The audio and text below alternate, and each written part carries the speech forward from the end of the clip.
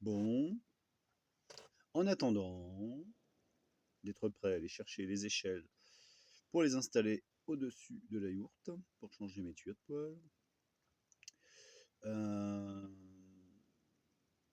j'avais fait une autre vidéo où j'avais parlé de plein de trucs, et du coup je me suis dit ça va pas, tu refais, et tu sépares les sujets. Hein, parce que bon, comme j'ai un cerveau qui marche en pensée arborescente, j'ai tendance à partir sur un truc, à faire 10 000 détours pour revenir au truc de départ, quand je m'en souviens. Bon.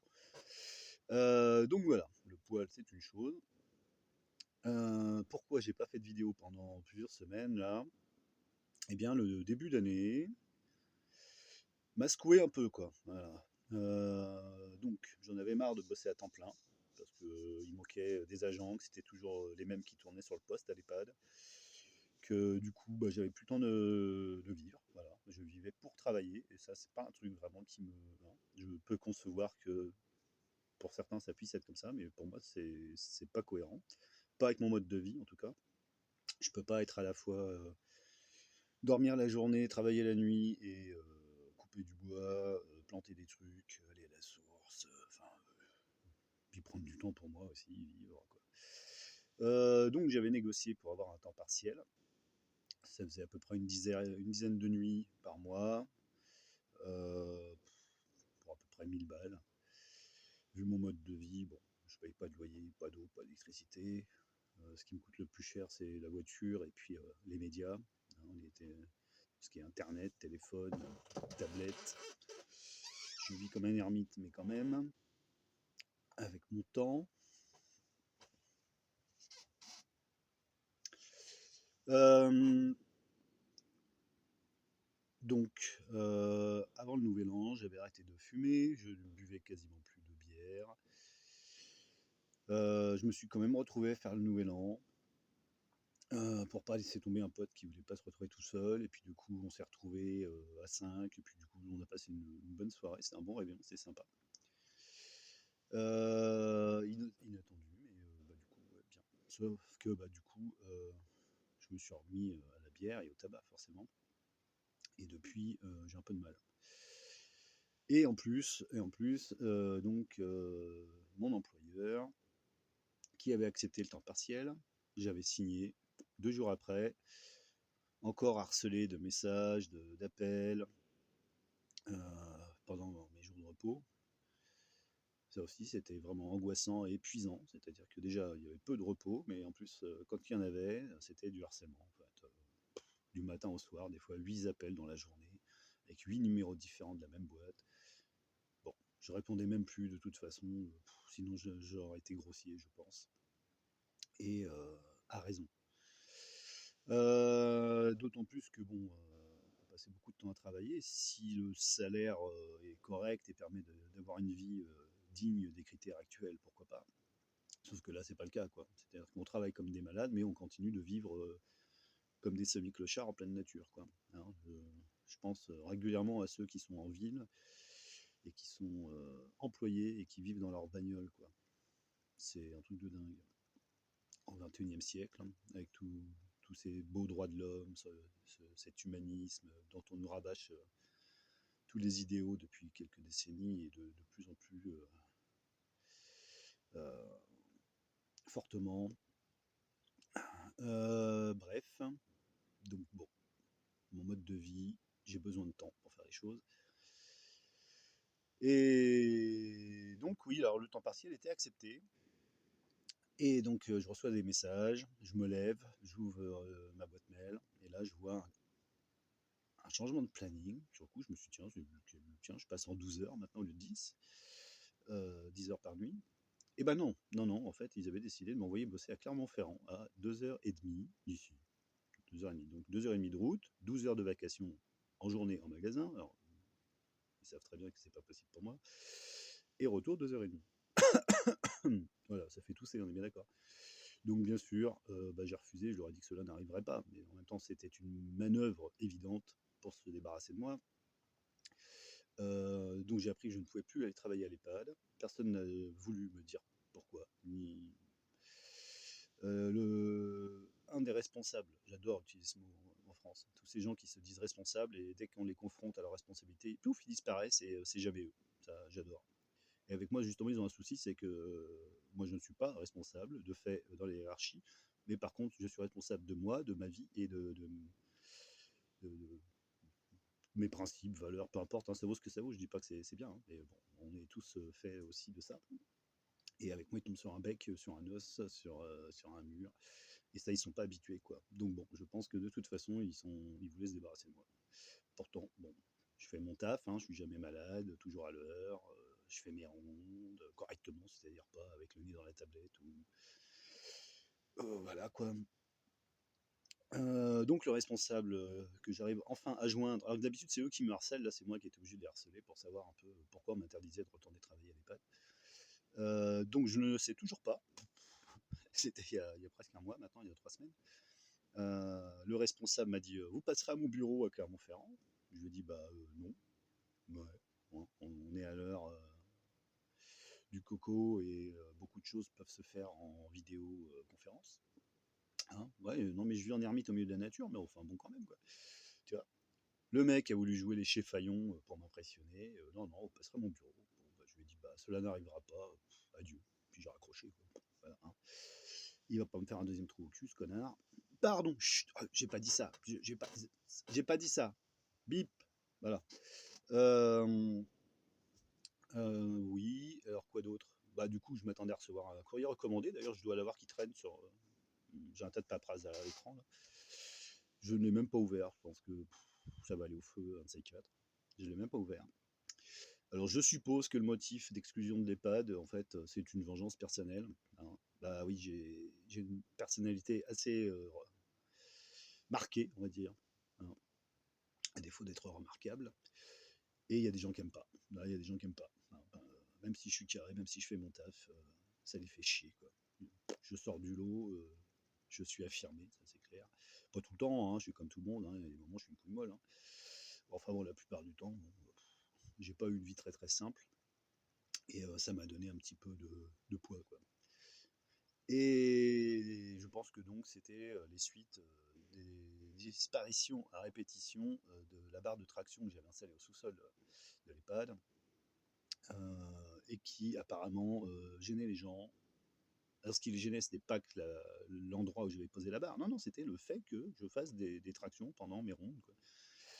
Il faut bien se dire que bon, les tractions, ça me prend pour en faire une dizaine, j'en sais rien, j'ai pas compté, mais ça va être une minute, une connerie comme ça. Quoi. En plus, dans les conventions collectives, c'est simple, quand on travaille de nuit, il y a 20 minutes de pause au bout de 6 heures de travail et 3 minutes supplémentaires par heure après cela. Donc, 3 minutes, j'ai le temps de faire mes pompes et mes tractions tranquilles. Hein. Mais non, c'est juste des gens, en fait, en plus que je ne côtoyais pas, ceux qui travaillaient en journée, pas ceux qui travaillaient en nuit, qui avaient décidé que non. Alors personne n'est venu me parler, personne n'est venu me voir pour dire ah monsieur machin, vous pourriez retirer votre barre parce que ceci, parce que cela. Ça m'aurait fait chier, mais bon, ok, je l'aurais fait. Sauf que là non, juste la barre, elle disparaissait. Et donc la troisième fois, ça m'a un petit peu quand même, voilà quoi. J'arrivais au boulot, je voyais que ma barre était encore démontée, ça commençait vraiment à me saouler. Donc j'ai dit que j'allais porter plainte quoi, pour harcèlement et vol sur mon lieu de travail. Bon. En faisant ma ronde, vu que j'avais un passe-partout, je suis passé dans l'atelier de l'homme d'entretien, j'ai retrouvé la barre. Donc du coup, je ne suis pas allé à la gendarmerie porter plainte. Mais j'aurais dû en fait, hein, j'aurais dû faire une main courante. Euh, je pensais que ça allait en rester là. Mais j'oublie des fois que les gens sont encore plus cons que moi. D'ailleurs, on croit que ce sont des gens, mais en fait, c'est juste des cons. Euh, et donc, je suppose que c'est ça, c'est que les personnes incriminées ont flippé, ont fait remonter ça auprès de leur hiérarchie, en retournant certainement le truc. Hein. Je ne sais pas de quoi j'étais accusé, je ne veux même pas le savoir de toute façon. Moi, je suis tout droit dans mes Rangers. Hein. Je suis Ranger toute l'année depuis que j'ai 13 ans. Je sais qui je suis, hein. J'ai une tête de lard, certes, mais je suis carré. Voilà. Bon. Bon, ça m'arrive d'être polygonal, on est sur Terre. Hein. Bon, généralement, je suis pas du genre fourbe, hein, malgré ce que certains peuvent penser. Hmm. Donc voilà, je suppose que c'est ça. Donc du coup, ça m'a foutu une grosse claque, parce que bah, j'étais content, je passais en temps partiel, j'allais avoir un petit salaire, mais aussi beaucoup de temps pour m'occuper de ma vie sauvage, et puis aussi pour pouvoir bouger, parce que du coup, retrouvé avec des fois 5 nuits, jours consécutifs de repos. Donc ça m'aurait permis de sauter dans ma choupinette, ma voiture, ma Panda. Et puis d'aller voir des gens à droite à gauche, quoi. Sauf que là, bah, du coup, non. Donc désarroi.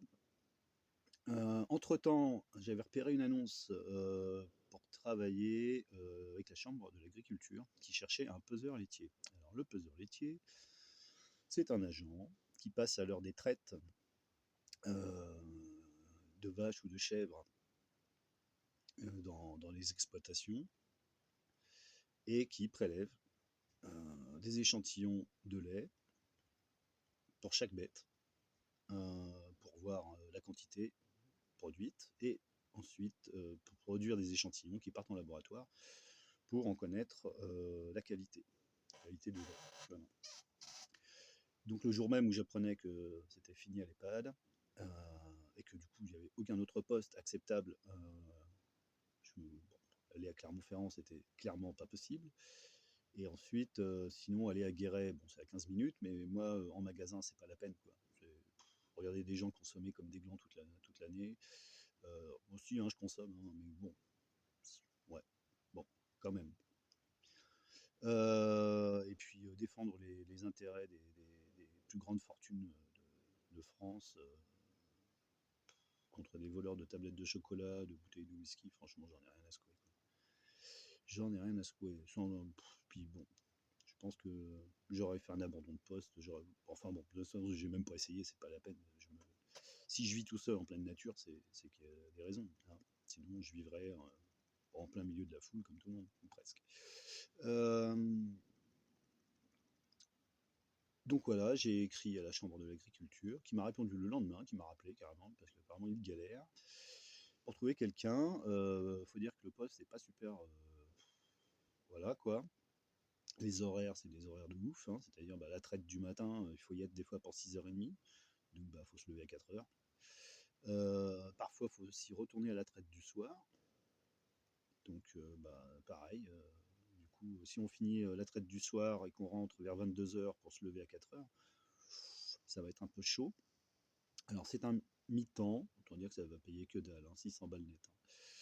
Bon, normalement avec Pôle emploi, il y a moyen de, je suppose, d'avoir un complément, puisque du coup... Ah oui, j'ai envoyé ma lettre de démission à la boîte de sécu, et j'ai reçu hier un commandé.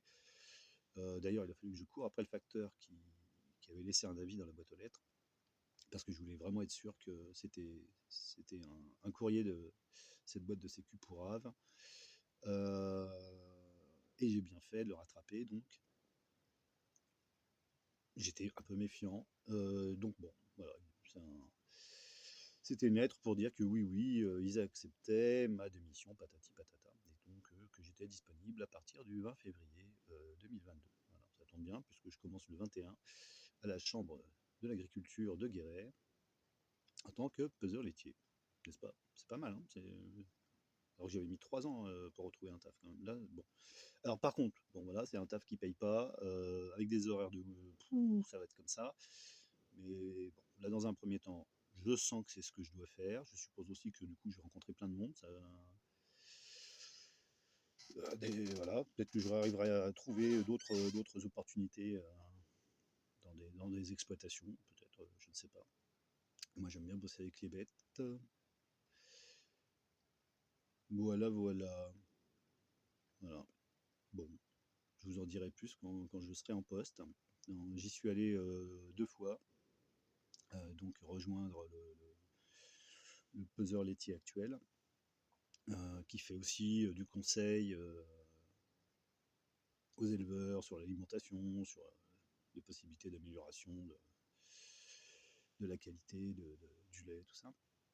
Bon, chose que moi je ne ferai pas, je n'ai aucun diplôme dans ce domaine, mais bon, peut-être qu'après je me ferai former, je ne sais pas. Donc je les rejoins. Alors par contre, un des inconvénients de ce taf, c'est la route, qui n'est pas prise en compte, en fait, comme du temps de travail. C'est-à-dire que là, par exemple, la première ferme où je suis allé, il y avait presque 50 minutes de route.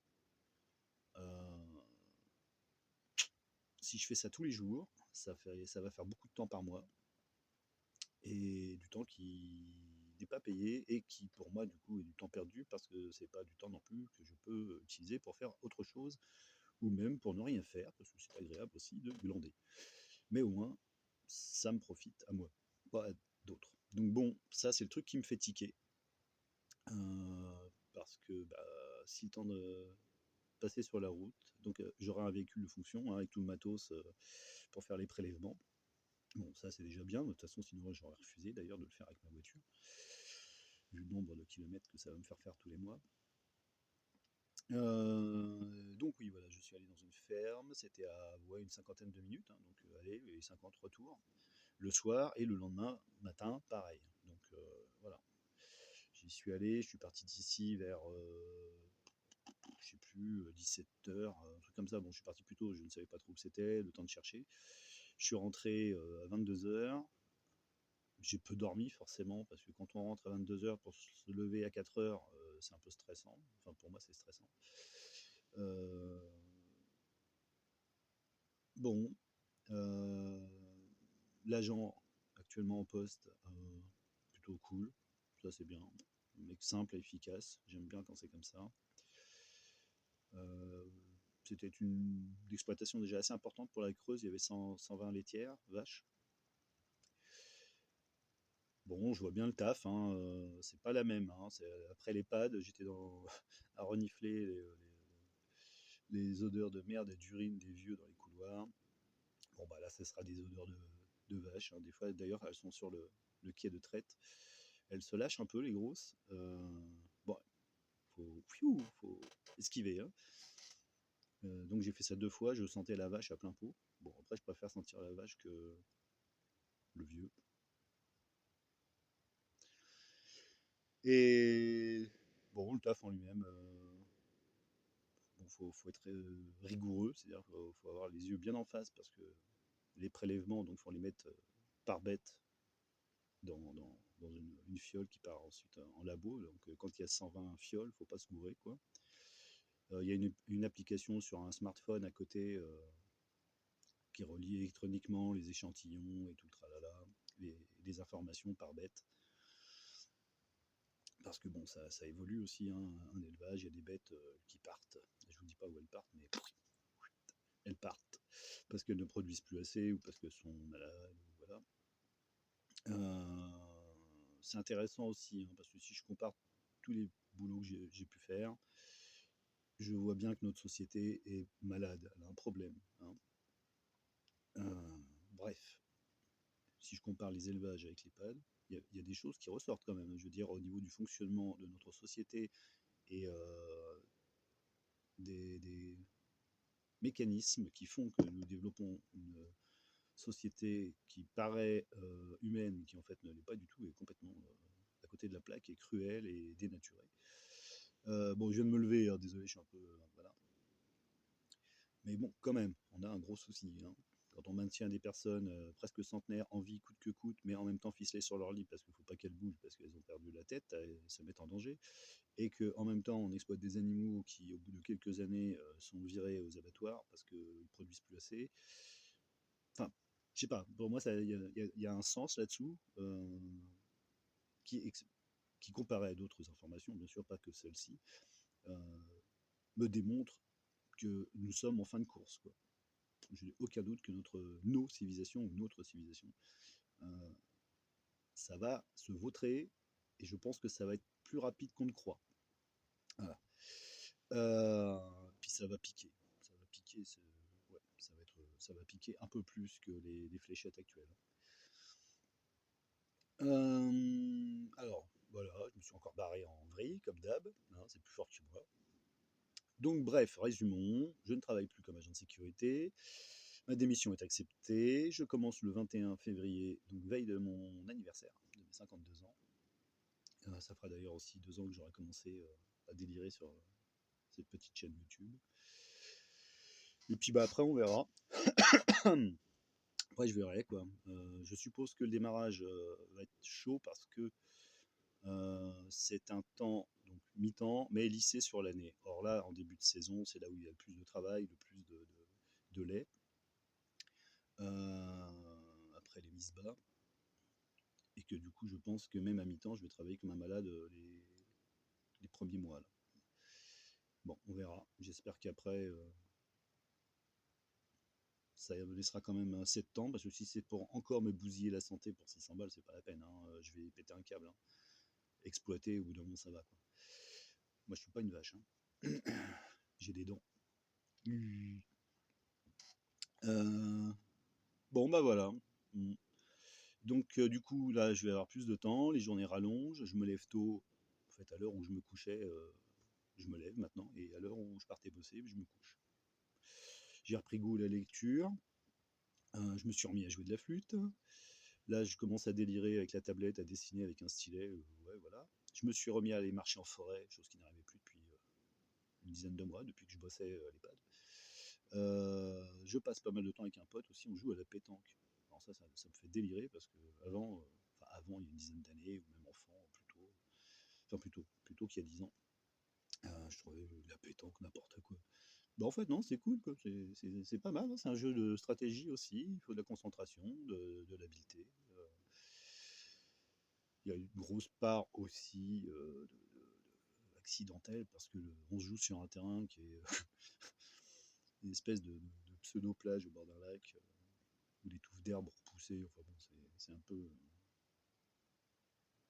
C'est de la pétanque tout terrain, quoi. Non. Mais ouais, donc c'est cool. L'air est vif encore en ce moment, mais hier il a fait très très beau. Euh, J'avais le vœu d'ailleurs de profiter davantage du soleil. Là, ça faisait un an que je voyais quasiment plus la lumière. Je suis pâle comme un fion, hein. Donc là, je suis content. Je sais que je vais reprendre des couleurs. Je vais pouvoir remettre du vrai oxygène dans mes bronches plutôt que l'air irrespirable et surchauffé de l'EHPAD. Bon, reste à voir maintenant avec ce nouveau poste, nouveau métier, agent laitier, agent peseur laitier. Euh, Comment ça va se goupiller. Bon, donc je suppose que je vais faire davantage de vidéos. Bon, celle-ci est un peu longue, désolé, je raconte un peu ma vie. Et puis je viens de me lever, et puis en même temps, voilà, c'est comme ça. Vous n'êtes pas obligé de la regarder, hein, attention. Bon, j'espère que vous allez bien, que pour vous l'année a commencé un peu mieux que la mienne. Et puis, bah, à bientôt pour de nouvelles aventures. Ciao.